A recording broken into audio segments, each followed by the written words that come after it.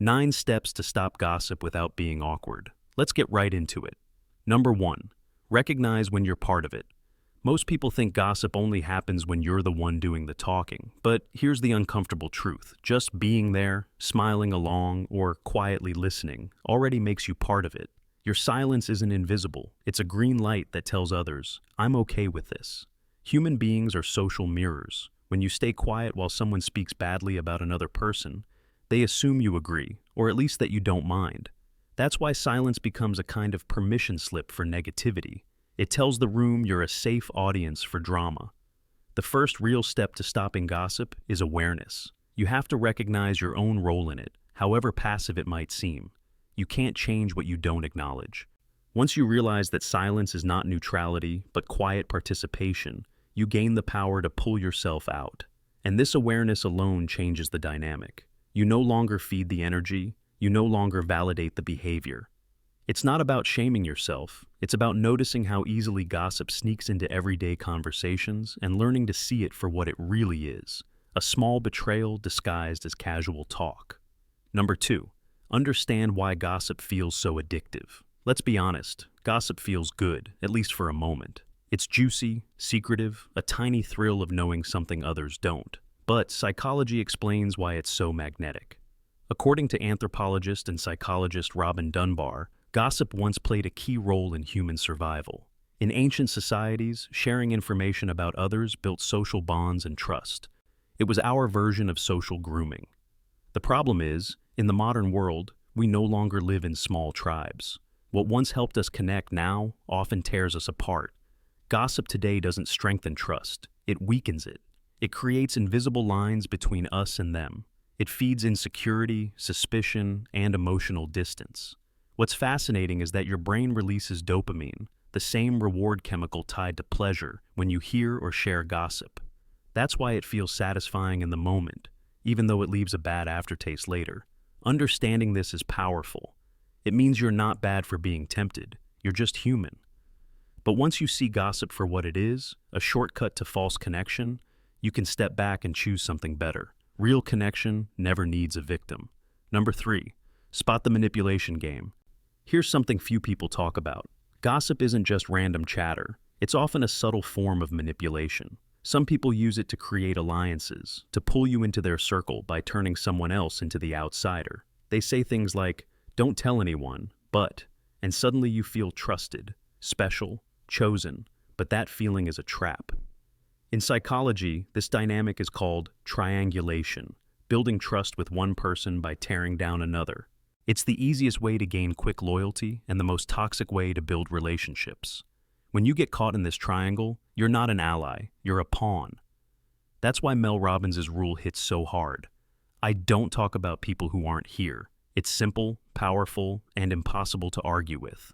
When you hold that boundary, you're no longer an easy target for emotional manipulation. You step out of the triangle completely. Spotting this game is half the battle. Once you recognize that gossip is often about power, not truth, you'll stop letting people use your attention as their weapon. Number 4, avoid direct confrontation. When you hear gossip, it's tempting to call it out, to defend the person being talked about, or to lecture others about morality. But here's where things get tricky. Calling people out rarely works. Instead of reflecting, they'll usually get defensive. Psychologists call this the backfire effect. When someone feels attacked, they double down on their beliefs rather than question them. So, if you stand up in the middle of gossip and say, hey, that's wrong, chances are you'll be seen as overreacting, or worse, as socially stiff. The conversation shuts down, but not because you've inspired change. It shuts down because people don't want you around.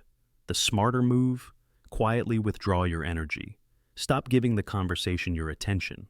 You can change your tone, look away, or find a reason to excuse yourself. The point isn't to prove anything, it's to disengage. When you stop feeding gossip with your presence, it loses its audience, and every rumor eventually dies when there's no one left to listen. Number 5, kill it with kindness. Here's where psychology gives you an elegant move.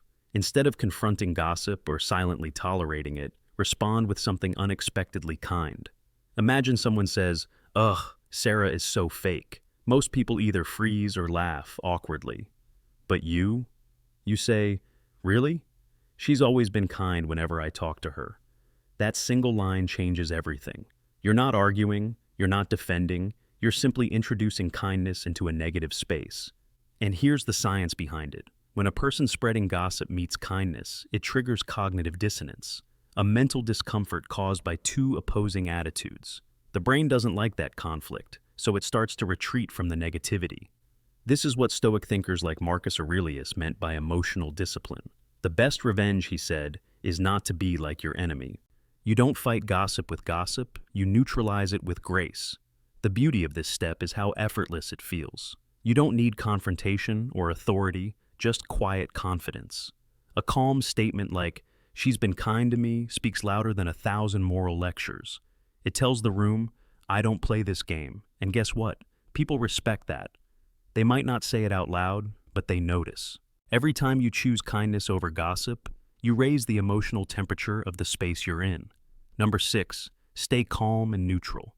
Now, sometimes kindness alone doesn't stop gossip. The gossiper doubles down, insisting, "Well, maybe she's nice to you, but you don't know what she did last week." Here's your next move: stay neutral. Keep your tone steady and say something like, "Could be."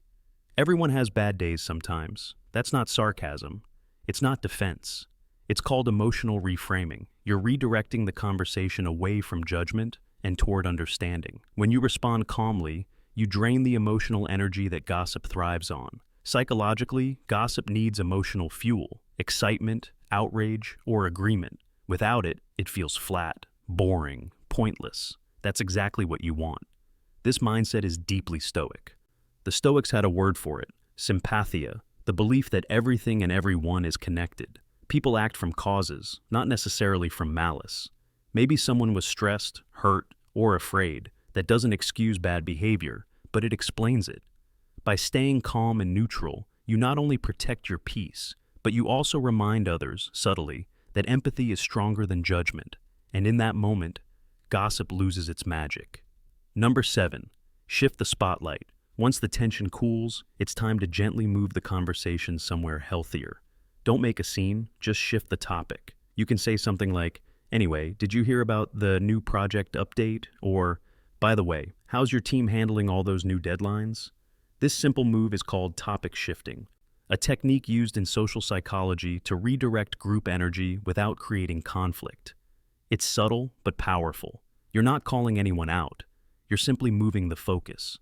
Think of it like social Aikido, a martial art that uses an opponent's energy to redirect the attack rather than resist it. You're doing the same thing, but with words. The best part?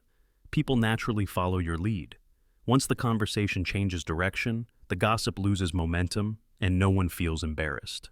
This step is all about social grace. You're not just protecting your peace, you're guiding the emotional flow of the room. And that's a quiet form of leadership that earns respect without saying a word. Number 8, use humor to release tension. Sometimes gossip gets heavy, dramatic, full of tension, and awkward to escape. That's when humor becomes your best tool. Let's say the gossip is heating up. You can break the tension with something light like, "Wow, this is starting to sound like a Netflix drama. I can't keep up with these plot twists." Everyone laughs. The emotional pressure releases. You've just used what psychologists call the relief theory. Laughter helps the brain reset from tension. Once the mood lifts, it's easy to redirect. Speaking of dramas, have you seen that new show everyone's talking about? This isn't deflection, it's emotional intelligence. You're reading the room and using humor to reset its energy. As the philosopher Seneca said, it's better to laugh at life than to lament over it. Humor doesn't trivialize tension, it transforms it. And there's another layer to this. When you can stay lighthearted in the face of negativity, people start to see you as emotionally strong, someone who doesn't feed chaos, but calms it. That kind of social power is rare and unforgettable. Number 9, set boundaries and protect your energy. Let's be real, not all gossip can be diffused with kindness or humor. Some people are just toxic, and their words drain you no matter how calm or patient you are. That's when it's time to draw a line, firmly but gracefully. Psychologists call one effective tactic the gray rock method. The idea is simple: become boring. Don't react, don't emote, don't engage. When someone tries to pull you into gossip, your replies become dry and neutral. "Oh, really? Didn't know that. Interesting. When you give no emotional feedback, there's nothing to feed off. Gossip dies when it's starved of attention. No fuel, no fire. But what if the person keeps pushing? That's when you set a kind boundary. You can say, hey, I'm really trying to stay in a positive mindset lately, so I'd rather not talk about people who aren't here. That sentence is calm, honest, and clear. You're not judging, you're just setting your standard. If they feel awkward, good. That's how social correction happens. Awkwardness is the price of change. And remember, anyone who gossips with you will gossip about you. Protect your energy and your reputation by staying grounded, even when others aren't. You can't always stop people from being toxic, but you can stop offering them a seat at your table. Finally, the power of quiet integrity. Here's the truth. Gossip is never about the person being talked about. It's about the people talking and what that says about their values. When you choose silence, kindness, and calm, you're not being passive, you're being powerful. You're showing strength without noise, empathy without weakness, and class without effort. In a world full of chatter, the quiet ones with integrity always stand out. So the next time gossip starts, remember, it's not a trap, it's a test, and you can pass it with grace. That's all for today. I'll be making similar videos in the future. Subscribe to see them.